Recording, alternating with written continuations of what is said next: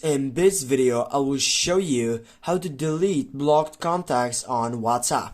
First, you need to open up the application.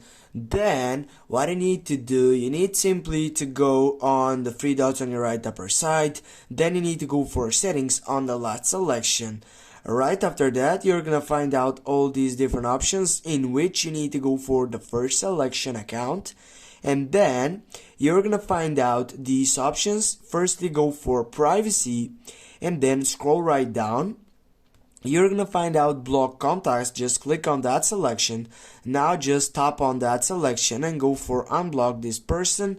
And with this, you can simply get up and take a look on your site on your here it is right now, the account that you have unblocked it right now. And now guys, with this you can tap on the three dots, you can go for more, and you're gonna have the chance to take a look and delete this contact.